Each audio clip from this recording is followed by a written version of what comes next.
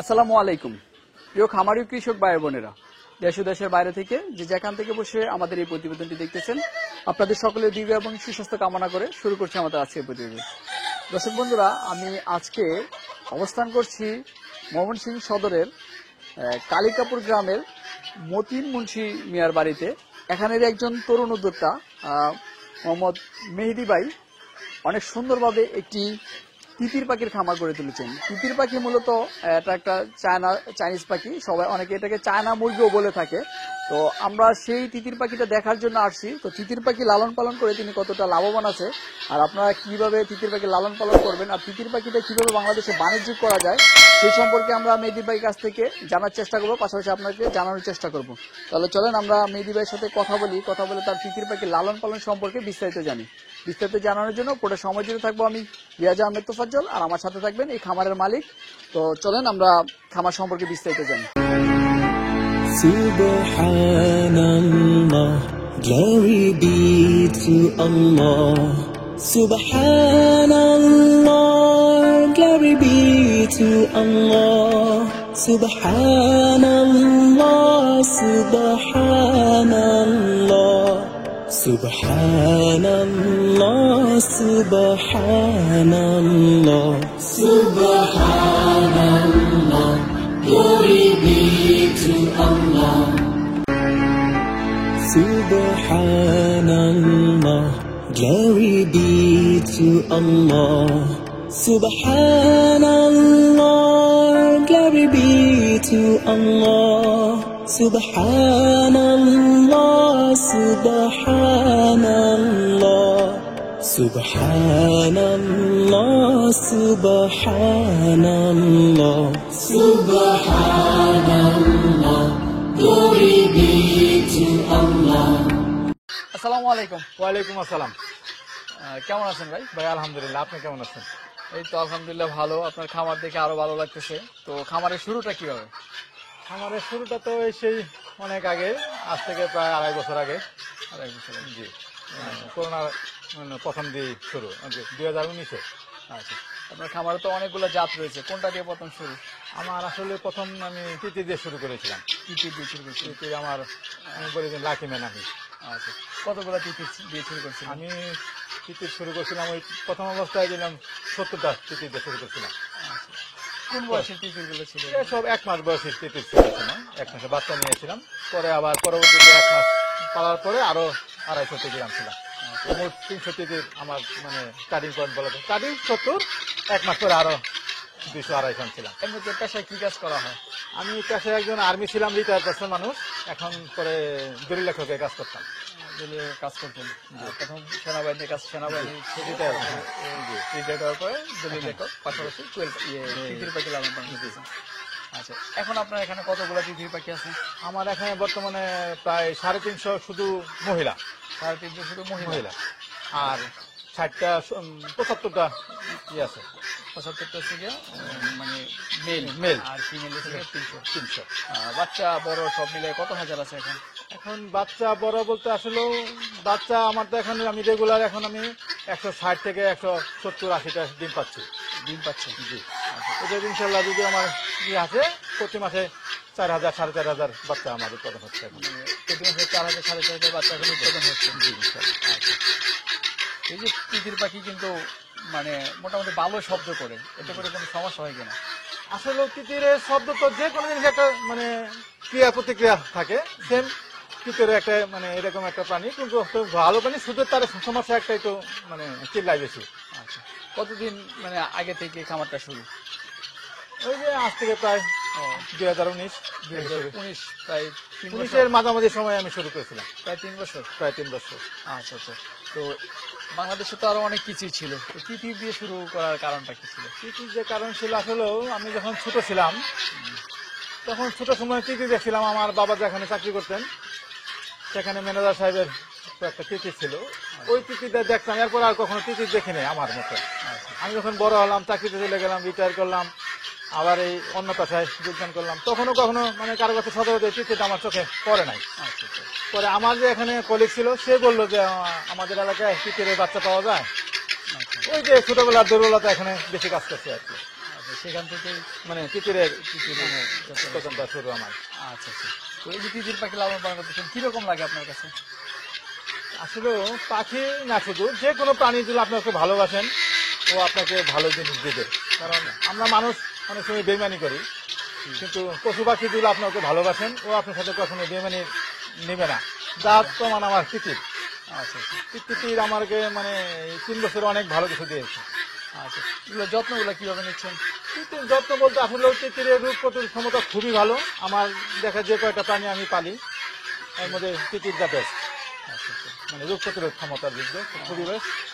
Plus আর কোনো রোগ আছে খুবই কম, যা সচরাচর ঠান্ডা, এছাড়া কোনো রোগ নেই আর।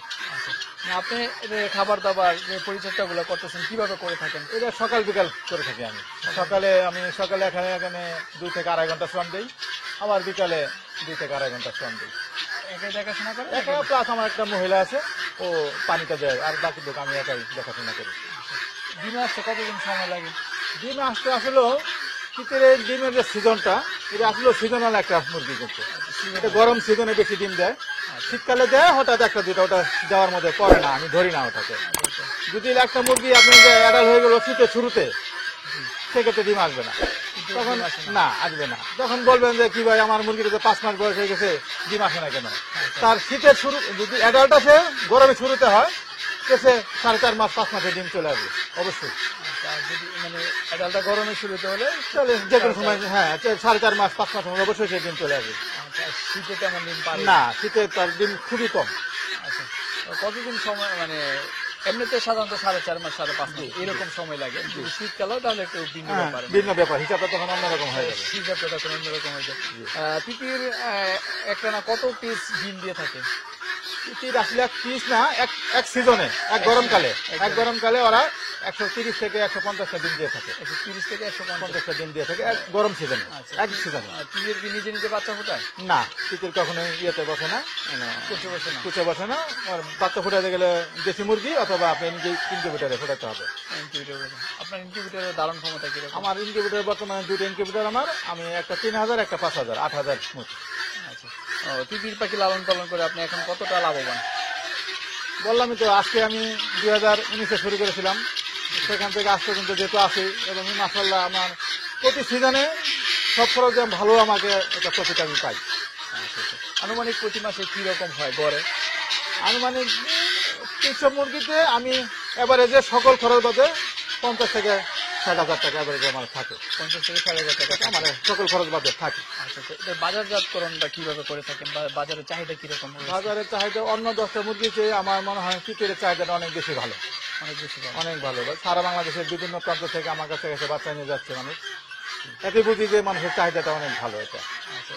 এক একটা প্রাপ্তবয়স্ক তিতির পাখি কেমন টাকা দরে বিক্রি করা যাবে, প্রাইসটা কিরকম থাকে? আসলে প্রাপ্তবয়স্ক হয়ে গেলে যখন মুরগিটা ডিমে চলে আসে, ওই সময় তার দামটা নিচে 1000, উপরে 1200-1300 এরকম দাম থাকে। এরকম দাম থাকে। আচ্ছা। তো আপনি তো বাচ্চা ফুটাচ্ছেন, আমি বাচ্চা ফোটাচ্ছি। বাচ্চাটা বিক্রিও করতেছেন, জি, ইনশাআল্লাহ। কিরকম রেটে বিক্রি করতেছেন? আমি আসলে জিরো বাচ্চাটা 100 টাকা বিক্রি করি, আর 1 মাস বয়সে বা আরো তার বয়স অনুযায়ী, তার ভ্যাকসিন অনুযায়ী যার যা কষ্ট পড়ে ওই অনুযায়ী তার দামটা নির্ধারিত হয়। আচ্ছা। কি কি ভ্যাকসিন গুলো করে থাকেন? আসলে পাখির যা দরকার সব রকম ভ্যাকসিন, মারেক্স থেকে শুরু করে মারেক্স, বিসিআরডি, আরডিবি, পিজন পক্স, যা দরকার সময় মতো, তার মূলত 1 মাসের মধ্যে তার 6টা ভ্যাকসিন দিয়ে থাকি আমি। 1 মাসের ভিতরে 6টা 6টা ভ্যাকসিন দিয়ে থাকি। আচ্ছা। মূলত তিতির পাখিটা কোন রোগে বেশি আক্রান্ত হয়? আসলে আমি এই যে 3 বছর 3.5 বছরে হয়ে গেছে আমার এই তিতির বসে, এখন পর্যন্ত কোনো বড় ধরনের মানে তিতিরের কোনো রোগ আমি এখন আমার চোখে পড়ে নাই। আমি টোটালি প্রতি মাসে একবার ওকে ঠান্ডা ডোজ দিয়ে থাকি, সেটা লাগুক চাই না লাগুক। সেই সময় আমি ওর ঠান্ডা ছাড়া হঠাৎ শীতকালে বা শীতের শেষ প্রান্তে যখন শীত থেকে মানে গরম শুরু হয়, তখন একটু ঠান্ডার প্রাদুর্ভাবটা আমি ওর লক্ষ্য করছি। তো ওই যে ঠান্ডার ডোজ দিয়েছি, ইনশাল্লাহ আর কোনো সমস্যা নেই। আচ্ছা। তো এমনিতে খাবার কি খাবার দিচ্ছেন? খাবার তো সাধারণত লেয়ার ওয়ানি, আমি যেহেতু আমার সব মানে ডিমের মুরগি ওয়ানি বেশিরভাগ দিয়ে থাকি। আর শীতকাল যখন সে মুরগি আমার ডিম থাকে না, তখন আমি বিভিন্ন প্রজাতির, এরা ঘাস খুব পছন্দ করে, শাকসবজি পছন্দ করে, তখন আমি ওগুলো দিই। আর যখন ডিমের সিজনটা আমি উৎপাদন নেই তখন শুধু লেয়ার লেয়ার ওয়ানি দিয়ে থাকি। খাবারটা দিয়ে থাকি। আচ্ছা আচ্ছা। তো এই যে তিতির পাখিগুলো লালন পালন করতেছেন, আপনার কাছে বললেন যে আপনি খুবই ভালো লাগে। তো আপনার এলাকায় কি আরো তিতির পাখির খামার আছে, বা আপনাকে দেখা দেখি কেউ খামার করতে উদ্যোগ হয়েছে কিনা?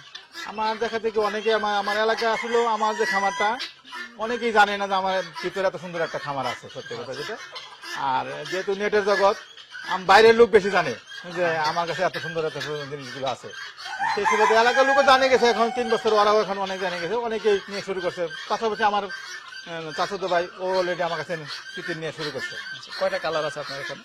তিতিরে যে 3টা কালার হয়, 3টা কালার আমার কাছে আছে। 3টা কালার আছে। তিতির সাদা হয়, কালো হয়, আর এলো আকাশি কালার হয়, আচ্ছা, আর একটা সাদা আর কালো মিক্স হয়। সব কালার দিয়ে আছে আমার কাছে। সব কালার আছে। আসলে তিতির পাখি যে পুরুষ মহিলারা চিনার বৈশিষ্ট্যটা কিরকম, আসলে কিভাবে চিনি আমরা? তিতির পাখির মানে সবচেয়ে খুব ভালো একটা প্রশ্ন করছেন আপনি। তিতির পাখির যে মেল ফিমেলটা চিনাটা আসলে অনেক কষ্টকর। দেখতে একই একই দেখা যায় সবকিছু। এটা যখনই অ্যাডালের কাছাকাছি সময় হয়ে চলে আসে, ডিমের কাছাকাছি হয়, আপ টু 4 মাস। 4 মাস পাড়া দিলেই তখন তার শরীরের পূর্ণাঙ্গ রূপে সে যখন রূপান্তরিত হয়, তখন তাকে চেনার একটু সহজ উপায় হয়। এছাড়া আর মেল ফিমেল চেনার জন্য একটা মতে কারণ তার মাথা, আচ্ছা, মাথা আর বডিতে কোনো কিছু তার চেনার নাই। যখন মাথাটা তার উপরে একটা টিলকি আছে, ওর টিলকিটা যেটা পুরুষ হয় এটা বড় হয়ে যায়, আচ্ছা, আর মহিলাটা অর্থকিত সামান্য ছোট থাকে। ছোট হয়ে থাকে। আর দুই সাইডে দুটো দাঁড়িয়ে আছে, ওর হলো পুরুষদের বেলা ওটা বেঁকে যায়, আর মহিলা যেটা সোজা থাকে। সমান থাকে। এছাড়া আর কোনো এরা চিহ্ন আমি পাইনি। আচ্ছা, ছোট সময় চিনার কোনো না, option নেই কোনো এখানে। অপশনই নাই। এটা যে কেউ যদি বলেও থাকে আসলে এটা একটা বাস্তবতা ছাড়া কিছু হবে না তাদের। আচ্ছা আচ্ছা। এরকম। এই খামারটা নিয়ে আপনার ভবিষ্যৎ কি পরিকল্পনা আছে তিতির পাখিটা নিয়ে? আমি তিতির পাখি যে মানে আজ থেকে 2.5 বছর 3 বছর আগে রিসার্চ শুরু করছি। আমার ইচ্ছা যে আমি তিতির পাখির আরো বড় ধরনের রূপান্তরিত করে মানে 4-5 হাজার মানে একটা ফার্মের ইয়েতে তৈরি করবো আর কি, বড় করে আরো অনেক বড় করার ইচ্ছা আছে আমার।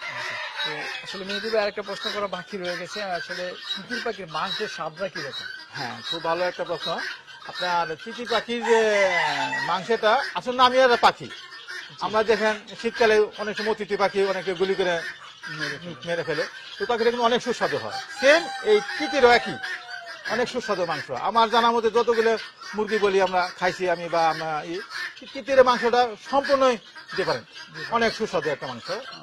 এবং যার জন্য মাংসের দামটাও বাজারে অনেক, আচ্ছা এটা 800-900 টাকা কেজি হিসাবে বিক্রি হয়। আচ্ছা। তো এটা যদি এটার মার্কেটটা যদি আমরা বাজারটা যদি মাংসের বাজারটা যদি ভালোভাবে ধরতে পারি, তাহলে আমরা ভালো একটা লাভবান ভালো লাভবান হতে পারি ইনশাল্লাহ, অবশ্যই। আসলে আমরা চাই যে আসলে এটা আরো দিনের দিন বৃদ্ধি পাক। তো দিনের দিন যাতে বৃদ্ধি পাক মানে করতে পারি বা আমাদের দেশের মানুষের কাছে পৌঁছে দিতে পারি, সেজন্য আমরা কি কি পদক্ষেপগুলো নিলে আপনার কাছে মনে হয় যে ভালো হবে?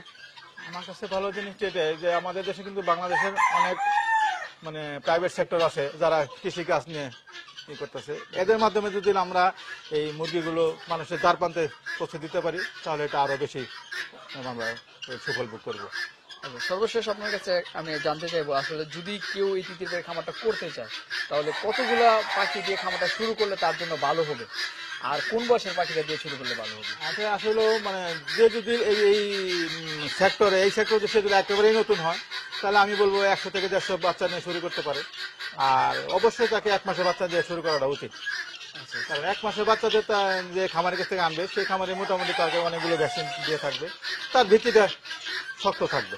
আচ্ছা, তো ঠিক আছে মেহেদী ভাই, আসলে তিতির পাখি সম্পর্কে অনেক কিছু জানলাম। তো যে কোনো সময় আবার আসতে পারি আপনার তিতির পাখির খামার দেখার জন্য। আজকের মতো বিদায় নিলাম, ভালো থাকবেন। আসসালামু আলাইকুম। আমাদের সমাজের জন্য অসংখ্য ধন্যবাদ। আপনাদেরকে আপনাদের আসার জন্য।